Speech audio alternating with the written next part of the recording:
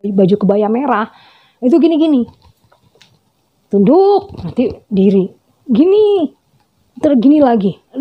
Kalau orang intip kan ada matanya begini, ini nggak ada mata, cuma yang kayak gini nih, nutup gini, tapi kayak matanya kayak kejahit gitu.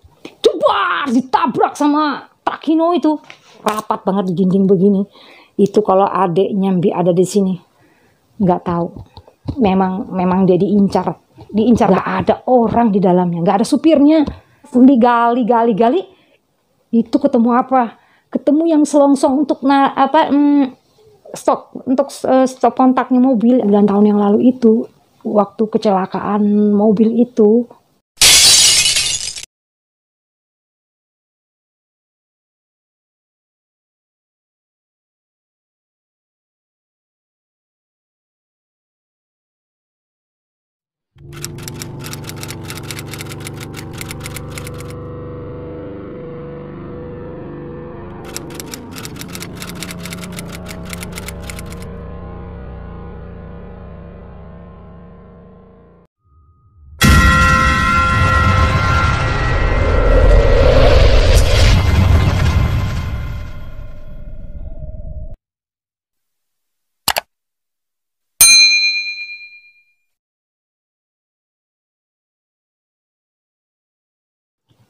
Setelah Mbi balik ke rumah, udah sembuh, nah itu ngalamin lagi yang bisa melihat ya. Mereka tetap selalu ada gitu loh. Tapi berhubung mama waktu itu sering ada kayak baca Yasin, itu kayak mama tuh sudah biasa gitu lah. Kalau rumah ada yang kayak gitu, dia selalu rajin baca Yasin tuh, siram air gitu keliling rumah gitu loh. Jadi suatu hari, nah waktu itu tuh Mbi di kamar yang tengah itu sendirian, adik-adik di kamar sebelah. Waktu itu kan ada acara di kampung, jadi pintu dapur tuh disengaja dibuka sama bapak karena ada keramaian gitu ya, kedengaran suara-suara musik gitu loh. Sengaja sama bapak dibuka pintu dapur. Ya waktu itu Mbi sendirian sampai sekitar jam 10 baru nyadar kalau sendirian di kamar. Mulai takut kan, mereka di kamar sebelah. Waktu itu sih ada adik di kamar mandi, memang nggak ngumpul, berani sendirian, diam aja. Baru nyadar.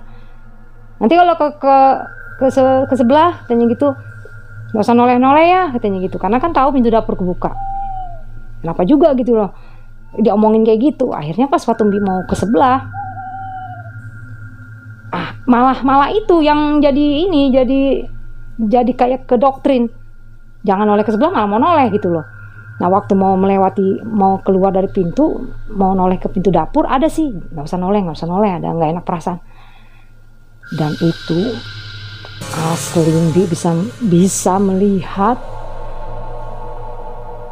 pokoknya untuk menceritakan lagi aja tuh terbayang ngerinya, seremnya gitu loh. Kenapa juga gitu loh, udah jalan gini mau menuju ke kamar sebelah, noleh ngelihat gini. Itu Mbi ngelihat bukan di depan pintu, tapi dia agak jauh, agak ke pinggiran mau dekat sawah itu. Mbi lihat ada perempuan pakai baju kebaya merah. Itu gini, tunduk nanti diri gini, terus gini lagi.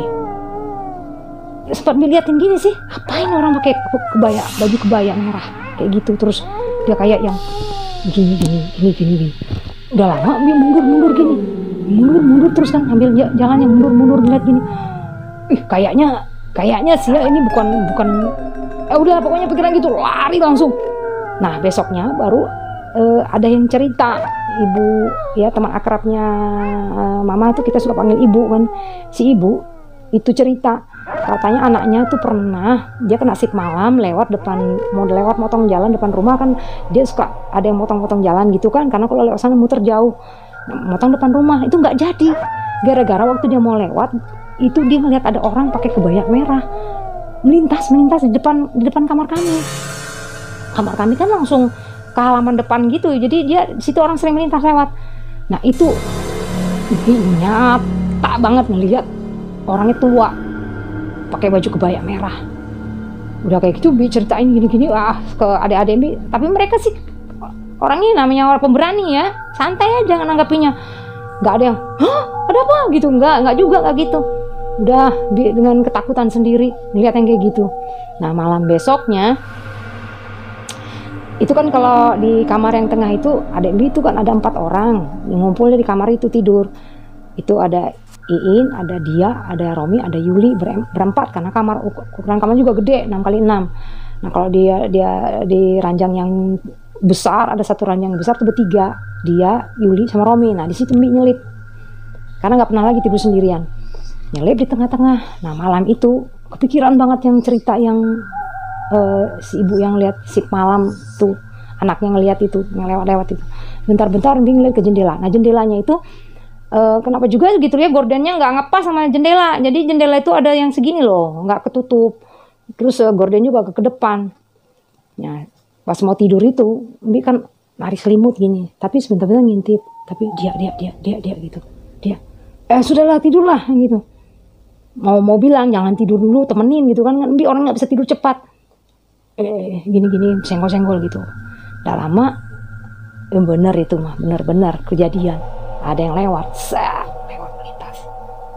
Satu kali, dia lewat lagi. Bi ngeliat siluetnya dia lewat di gorden itu, Kenapa juga pas yang jendela yang agak-agak gini, dia agak pelan di situ jalannya. Dengan santainya dia agak pelan-pelan. Itu Bi ngeliat rambutnya mungkin kena sinar lampu ya kan. Ada lampu pas di bawah itu tuh, ada lampu terang di situ. Rambutnya tuh kayak kepirang-pirangan gitu. Kayak diurai si rambutnya, pirang-pirangan. Dilambatin ya jalan situ. Dia. Apa sih? Kayak gitu. Biarin aja katanya gitu. Sebelah lagi. Bi. Tapi ini ditutup gini. Ditutup selimut tapi ngintip-ngintip dikit gini. Ngintip gini. Bi ngeliat sih. Ngintip gini, Bi ngeliat ada orang yang pelan-pelan jalan di depan itu. Ada orang gitu kan. Tapi perasaan itu bukan orang loh, rambut jadi urai terus agak pirang gitu. Nah pas ngintip kayak nonton film horor jadi begini kayak semuanya gitu. Ternyata si dia itu baru tahu dia nggak tidur, ternyata dia nungguin juga mau ngapain tuh orang yang melintas. Gak lama itu ini karena yang ngintip sedikit kan, Bi ngeliatnya sedikit gitu loh. Itu orang balik ke jendela yang kebuka itu, dia ngintip begini, si dianya langsung naikin tangannya begini kan, tadinya tidurnya berbagi masuk agak ditinggiin begini, kayak nantangin, ngeliatin orang itu, dia ngeliatin juga. Nah pas yang dia ngeliatin kayak gitu, dia ada buka selimut sedikit, itu dia ngeliat banget. Dia ini kalau orang ngintip kan ada matanya begini, ini nggak ada mata, cuma yang kayak gini nutup gini, tapi kayak matanya kayak kejahit gitu, tapi ngintip. Nah di belakangnya ada orang juga, cuma nggak merhatiin karena tutup selimut sedikit ngintip gitu. Ada orang lagi satu di belakangnya, berdua itu yang ngintip itu. Udah lama karena itulah agak lama lah dia kejadian yang bertatap-tatapan tuh, dia juga natap dia agak lama. Sampai udah yang gubrak gitu aja kan, sudah ketakutan. Dia maksudnya panggil mama gitu, dia gitu kan. Dia kayak yang sudah siap gitu. Tak lama yang ngintip itu pergi. Tak lama baru yang ngomong dianya, Mema. Itu tadi bukan manusia, itu hantu katanya gitu. Pokoknya merinding banget. Jadi kata dia yang satu di belakangnya itu kepalanya botak, itu nggak ada matanya, nggak ada hidungnya, nggak ada mulutnya. Kok ngeliatin sih? Ya aku mau lihat aja dia apa, bentuknya seperti apa katanya gitu.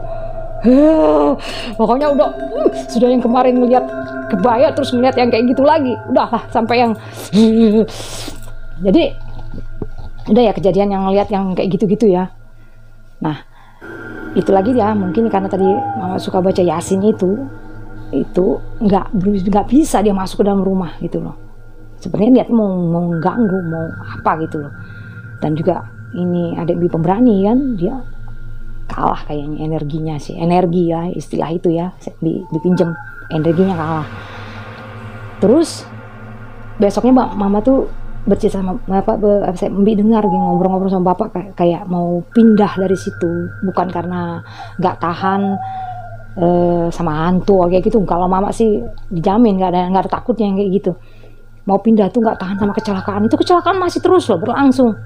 Jadi pas yang kejadian yang mama bilang kecelakaan itu bikin dia terteror batin karena takut sama anak-anak. Bapak juga antusias cari rumah gitu loh. Nah inilah ya, yang dibilang mungkin si makhluk-makhluk itu kayak panas gitu loh. Wah ini mau pindah, aku belum sempat membalas gini. Nah suatu hari sebelumnya gini Mbak ceritain, di depan rumah itu kan ada lapangan gede, lapangan besar itu sering ada orang yang suka numpang parkir untuk mobil ukuran raksasa lah, ukuran gede-gede, ukuran monster, kita bilangnya juga monster. Sering nitip parkir di situ. Itu minta izin sama bapak. Nah, waktu itu yang parkir di situ mobilnya Trakino yang parkir di lapangan gede itu. Jadi kata bapak kalau parkir di situ ingat ya harus aman betul, rem tangan, diganjal, karena kan mobilnya ukuran gede banget. Kalau ke sebelah kiri di pojok itu kan banyak rumah penduduk tuh. Kalau di sisi kami nggak ada rumah kami aja gitu loh. Bapak jaganya itu karena dia kalau dia parkir dekat rumah penduduk yang sana sekitar 300 meter lah dari rumah itu jaraknya. 300 apa ya, sekitar mendekati itu lah, 200-an meter mungkinnya. Nah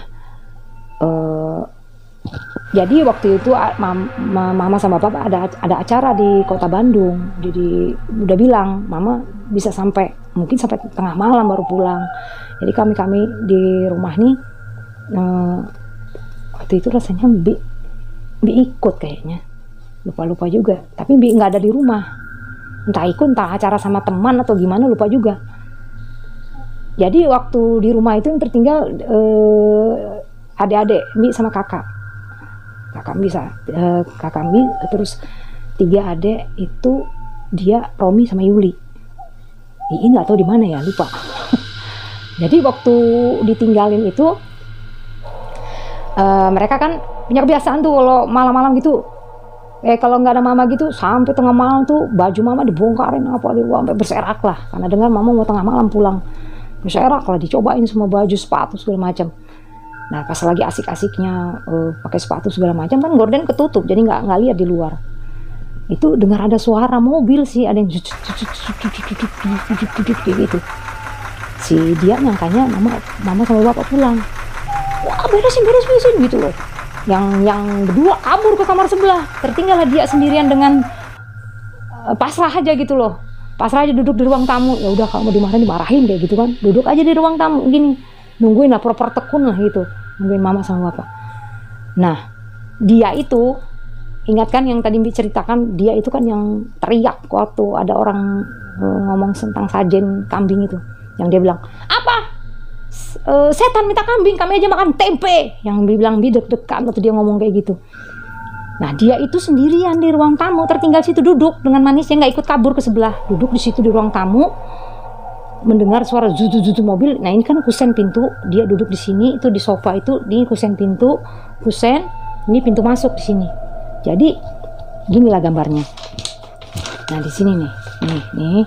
Nah ini ruang tamu nih. Nih dia di sini duduk sini. Nah itu suara duduk semakin dekat, terus berguncang katanya. Gak lama itu ditabrak sama Trakino itu, hancur semuanya, dan dia keruntuhan sama kusennya. Pertama-tama keruntuhan kusen, kayak gitu, keruntuhan kusen. Dia udah lihat itu Trakino itu di belakang. Itu dia ceritakan waktu itu, Trakino dia lihat di belakang, wah menjerit lah. Nah waktu yang dia menjerit itu kayak ada yang tarik dia ke samping kiri. Tuh ada guci gede punya mama itu. Nah dia langsung berlindung di kayak kedua orang situ kayak terlindung di belakang guci itu.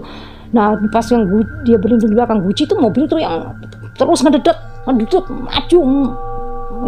terus memeremukkan gitu, kayak gitu, maju terus, betul-betul di sampingnya dia ngelihat mobil itu segede raksasa itu, hancur semuanya, udah kursi hancur semua, dipenyek sama si truk itu. Gini dia ngelihat, dia di samping itu ngelihat mobil itu kayak apa, meremukkan semuanya, menghancurkan semuanya, sampai mentok di dinding. Mobil itu berhentinya, itu semua tetangga tuh datang lari semuanya. Wah heboh pokoknya, lampu kan mati itu karena ditabrak truk itu kan, listrik di situ tuh ininya, siklingnya di depan. tabrak semua. Kakak Bi itu ngamuk. Wah, pokoknya sudah mau beberapa orang juga dibantu sama teman-temannya mau mukulin itu si yang nabrak itu. Jadi rame-rame itu buka pintunya, nggak ada supir. Dan itu juga langsung cari supirnya, cari bilang gitu kan. Maksudnya nyari supirnya, siapa tahu ya dia nggak ganjal mobilnya atau nggak rem tangan atau gimana.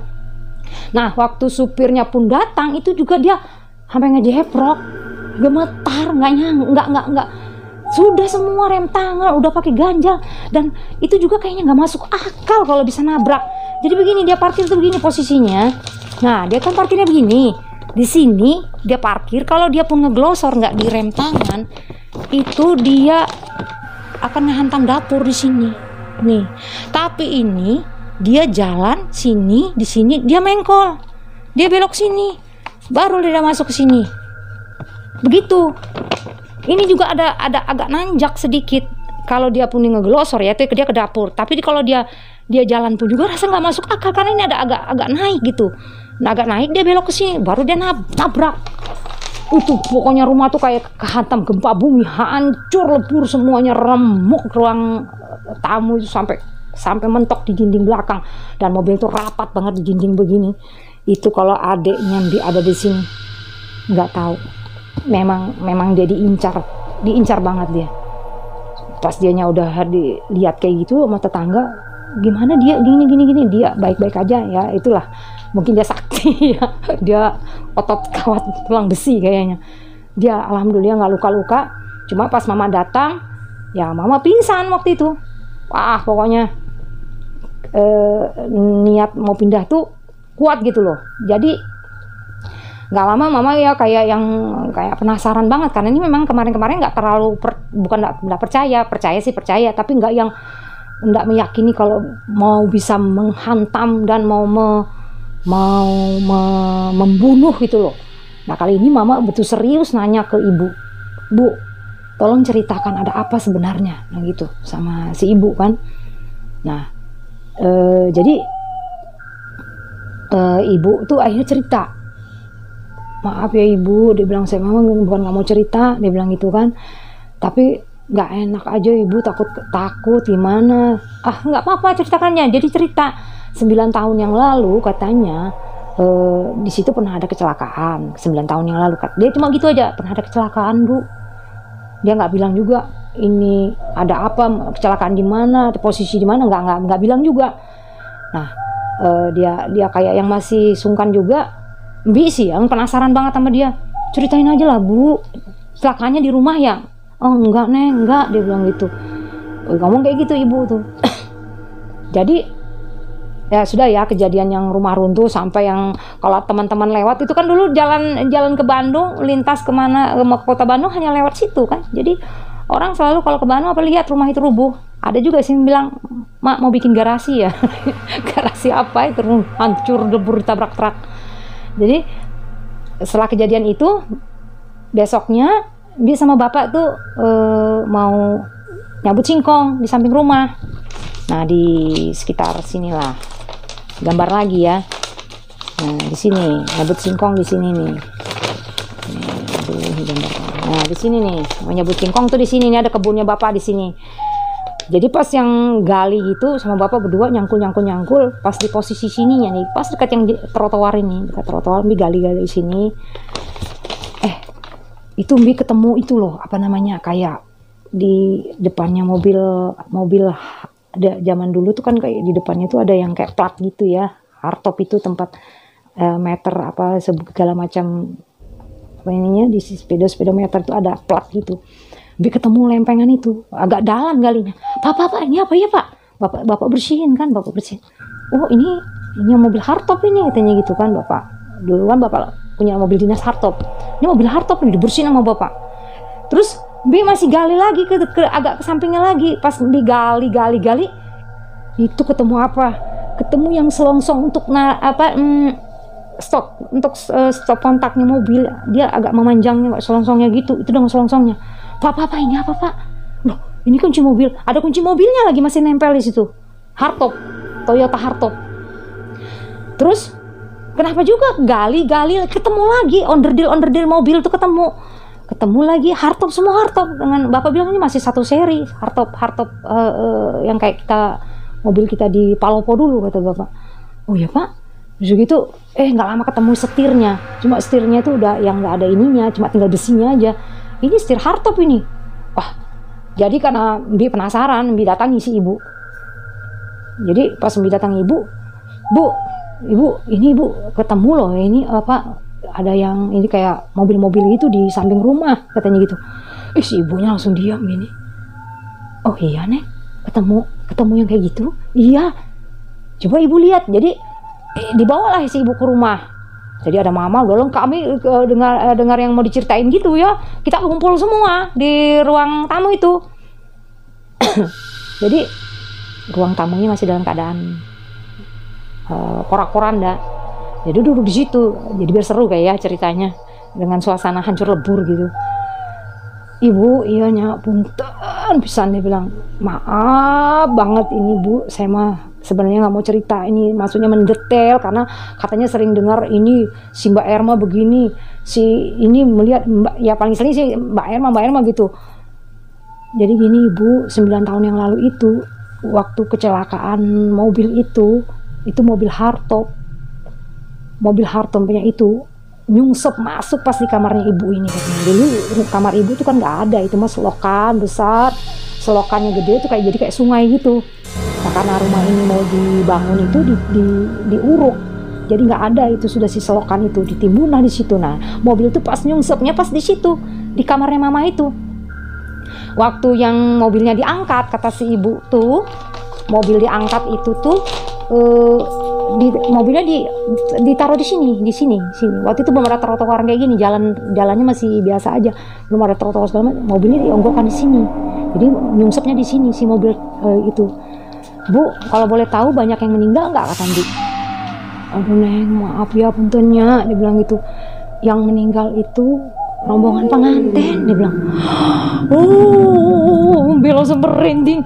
Yang bener ibu, iya itu kayaknya dia baru mau ke acara atau baru pulang dari acara, saya nggak tahu. Karena waktu itu tuh kan banyakan kan yang nolongin. Itu waktu itu mobilnya masuk ke dalam air gitu, itu nggak bisa dibuka tuh karena sempit gitu ya, nggak bisa kebuka. Itu keburu udah mati lemas semua di dalam. Akhirnya kebetulan waktu itu penuh katanya. Nah waktu yang mau dibuka itu nggak bisa lagi, udah. Jadi dia bilang rombongan pengantin itu, pengantinnya di depan itu sama pengantin laki-lakinya, supirnya. Nah di belakang itu ada ibu tua, ada berapa orang itu ya, ibu-ibu mungkin ibunya ya. Ibu-ibu itu ada 2 orang, semuanya totalnya ada 7 orang. Nah semua yang diceritakan yang penumpang yang di dalam mobil hardtop itu, semua itu yang kita lihat, yang katanya ada perempuan rambut panjang, terus yang ibu tua.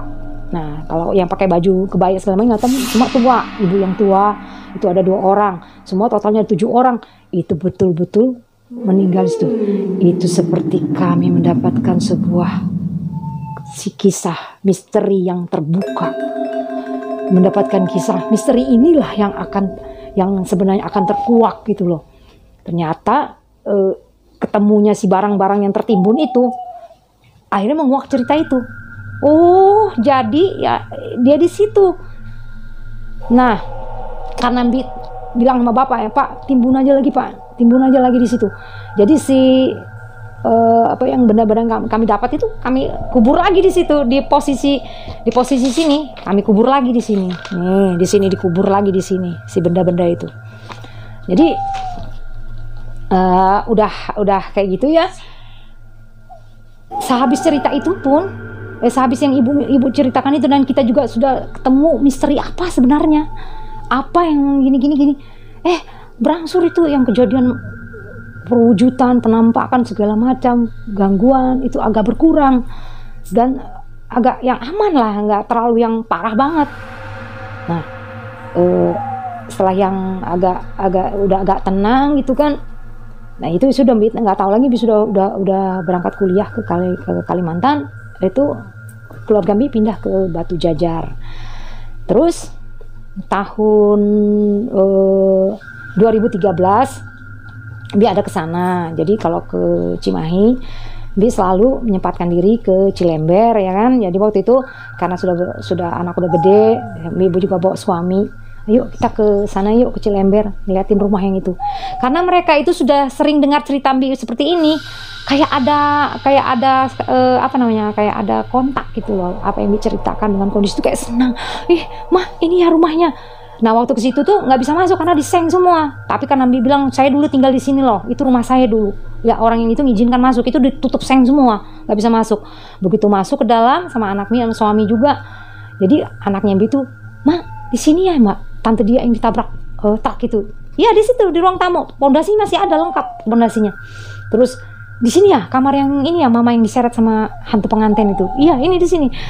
Ma terus di sini Maya yang ada orang yang kata Mama kalau sekarat tekapar tuh di sini ya di posisi sini gini terus yang katanya Mama mobil terbang yang kalau gini kalau kecelakaan terlempar ya di sini samping sini ini di samping kamar Oma ini yang ada masih ada pondasinya itu ada pohon kersen gede banget sudah di situ di kamar Bi itu ada pohon kersen juga ada 2 pohon kersen tuh di pondasi rumah itu tahun 2013.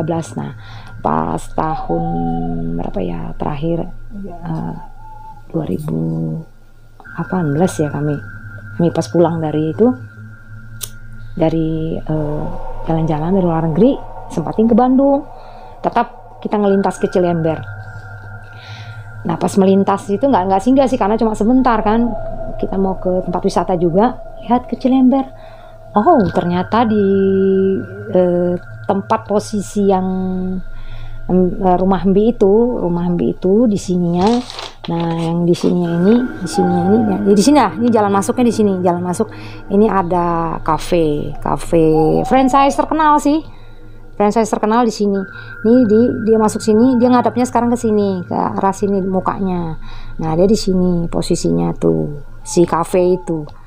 Yang bilang itu, mudah-mudahan lah dia tidak mengalami kejadian seperti yang kami alami. Semoga ya misteri yang sudah terkukak itu juga membuat makhluk-makhluk begitu juga udah kayak malu untuk tampil lagi karena udah ketahuan gitu. Nah, apalagi ya? Sepertinya kisahnya sudah sampai di situ karena kita sudah nggak di situ lagi. Oke, buat semuanya yang sudah nonton kisah BMA kali ini, ucapin terima kasih banyak. Nanti sampai jumpa lagi di kisah Bi selanjutnya. Kisah-kisah horor yang seru-seru banget. Nanti ada juga pengalaman Bi gimana Bi disesatkan di hutan, di gunung. Bagaimana Bi disesatkan di hutan itu sampai disasarkan akhirnya Bi tersesat dalam hutan. Akan juga Bi kisahkan nanti. Ada juga nanti kisah bagaimana tuh pocong, gentayangan, menteror, masih banyak yang lagi. Nanti kita pilih aja ya. Oke, buat sobat semua yang masih setia sama Mbi, jangan lupa subscribe, di share ya, supaya juga banyak yang lebih tahu lagi tentang kisah-kisah Mbi ini. Karena kisah Mbi masih banyak lagi lainnya ya. Oke, assalamualaikum warahmatullahi wabarakatuh. Sampai jumpa lagi di kisah Mbi selanjutnya. Salam.